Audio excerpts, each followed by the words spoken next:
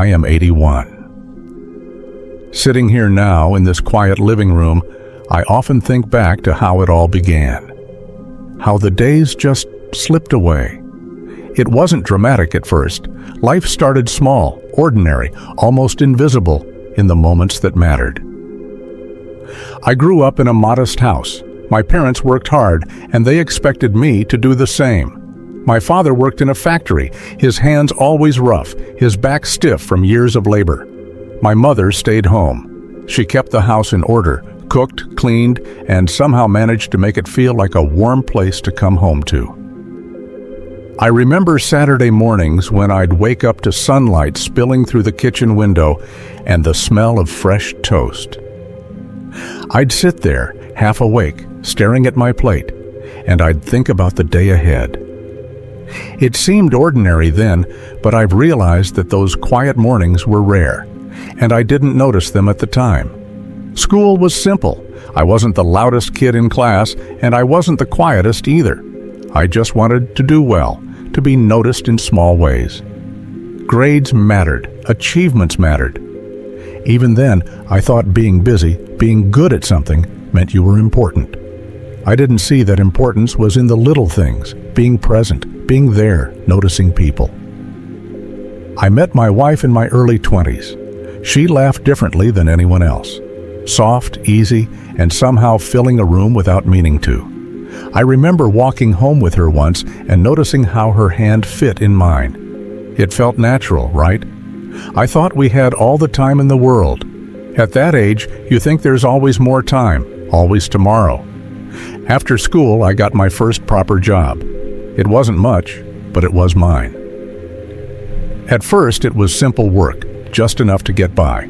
But soon, I started thinking about climbing higher. A bigger paycheck, a better position, a house that looked right. I told myself I was doing it for my family, but if I'm honest, it was also for me. For pride, for respect, for the feeling of moving forward. And so the days started to feel like a blur. I worked long hours, came home exhausted, and sat at the table without really seeing the people there. My wife would ask about my day. I'd talk about meetings or deadlines, nod, smile, and then go back to my own thoughts. My children were small then. My son would run to me with a drawing, his little fingers holding it tightly. I nodded, said it was beautiful, but my mind was elsewhere. My daughter would tell me something silly that happened at school. I would half listen, nod, smile, and think about work. The days were full, but somehow empty. I would wake up, work, eat if I remembered, sleep, and repeat. Sometimes I forgot to eat because I was too busy. Sometimes I forgot to sleep. Sometimes I forgot to notice the people I loved most. I remember a Thursday evening in particular. I was at my desk, papers spread everywhere. The office phone rang, then stopped. My wife called from the kitchen. "Dinner's ready," she said softly. I didn't hear her. I kept typing. She left the room quietly. And I didn't realize it until hours later. I was full of work, full of tasks, full of things that seemed urgent at the time, but weren't. The small moments I didn't notice built up over time. My son asked me to help with a school project once. I said I'd do it later. He did it alone.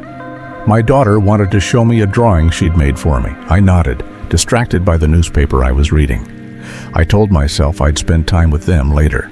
Later came less often than I thought it would. The years slipped by in that way, quietly, almost without notice. I got promotions. I moved to a bigger house. I bought a car. I saved money. I looked like I was doing everything right. And yet, looking back, I realize now that those were all things I chased because I thought they mattered more than they did. I thought success would fill a void that only people could fill. Weekends weren't much better. Evenings, too, were often filled with errands or extra work. I remember sitting in the living room on a Sunday, the house quiet except for the ticking clock, realizing I didn't know what day it was or what my children had done that week. I had asked them about their week, and they had told me, and I had nodded. But I hadn't listened, really. I didn't know the details, the little things, the moments that make someone's life their own. I remember waking up one morning and realizing my parents were getting older. My father's hair had gone almost entirely gray, and his hands had grown more worn than I remembered. My mother moved more slowly, her steps quieter. I noticed them too late. I had always assumed there was time, and time doesn't wait. Even ordinary meals became moments I barely acknowledged. Sitting at the kitchen table with toast or soup, I often thought about work or the next day instead of the people in front of me.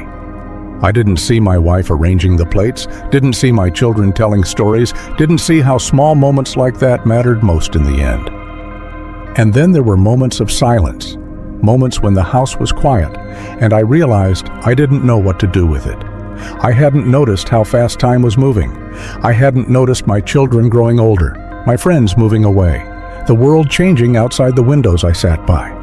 I had filled my hours with things that seemed important, but now those hours look like something I can't get back. I am not telling you this because I want anyone to feel sorry for me. I'm telling you because maybe you can see yourself in it. The life that is busy, full of achievements, full of things that seem urgent, while the quiet, ordinary moments slip by unnoticed. Those moments are where life happens. That's where the days, your days, slip away. By the time I understood it, by the time I realized I had missed so many ordinary things, the quiet had grown louder.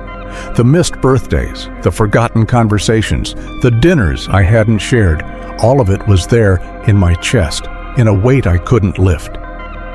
And still, looking back, I can see the small things I did notice, the smiles, the laughs I caught here and there, the few evenings when I put work aside. Those are what I hold on to even now. But the truth is, the days slip away. They slip away faster than you expect. And unless you notice them, unless you take them in as they happen, they are gone, just like that. I didn't notice the years passing at first. They slipped by quietly, in small moments, until the house felt emptier than it ever had. My children had grown up. My friends had moved away or drifted out of touch. The life I thought I was building, the one full of work, accomplishments, and plans, was still there, yes. But it felt hollow in places I hadn't expected. I remember the day my father died. He had been sick for a while, gradually weaker each month. I was busy with work, with tasks I thought were urgent. When the call came, I froze for a moment before answering. My mother's voice was quiet, almost fragile. He had passed that morning. I didn't cry, not immediately. I just felt a hollow ache, the kind that doesn't shout, but sits heavy in your chest. Later, I realized how much I had taken for granted. I hadn't called him often enough. I hadn't asked the questions that mattered. I hadn't really noticed him while he was alive. My wife was next. She had been sick too, slowly, quietly. I thought there would be time, that I could always be there tomorrow. But the tomorrows passed, one by one, filled with errands and meetings, and then one morning, she wasn't there anymore. I stood in the kitchen, her coffee cup still on the counter, cold now. I noticed the faint smell of it, the way the sunlight fell across the table, and then I noticed she wasn't there to drink it. That quiet realization hit harder than anything else. I had spent decades chasing things that seemed important at the time, and in doing so, I had missed the life that was right in front of me. The house was quieter after she was gone. Walking through rooms that had once been full of laughter and voices, I could feel the absence. I noticed things I had ignored for decades. The way the sun hit the window, the creak in the floorboards, the faint smell of bread lingering in the kitchen. Ordinary things, once invisible, now carried the weight of memory. I think about my children a lot. My son has a family of his own. My daughter has her life, busy and full. I think about all the small moments I missed, the birthdays, the school events, the quiet conversations before bed. The regret isn't dramatic. It doesn't make you scream or cry. It's quiet, persistent, a soft ache that follows you one you carry in silence. Even now, I notice my own mistakes. I forget phone calls, birthdays, small opportunities to connect, and each time the same quiet regret presses in. I try to tell myself I'm doing better now, that I notice more, that I reach out more, but I also know some moments are gone forever. Some things can never be fixed. And learning to live with that, to keep going anyway, is the hardest part. I sit sometimes in the living room with a cup of tea, letting the sunlight fall across the floor. And I remember my wife laughing, my children running to tell me about little things, my father's quiet patience. I realize that what I missed cannot be recovered, but what I do now still matters. Even small gestures, brief conversations, moments of attention, they count more than any achievement ever could. If there's one thing I want anyone listening to understand, it's this: reach out to the people you care about. Not because it will make your life look better, not because it's convenient, not because anyone expects it. Do it because you can, because tomorrow may come faster than you think. Call your parents. Call your children. Call that friend you haven't spoken to in years. Ask how they are, and listen. Really listen. Even the smallest conversations matter.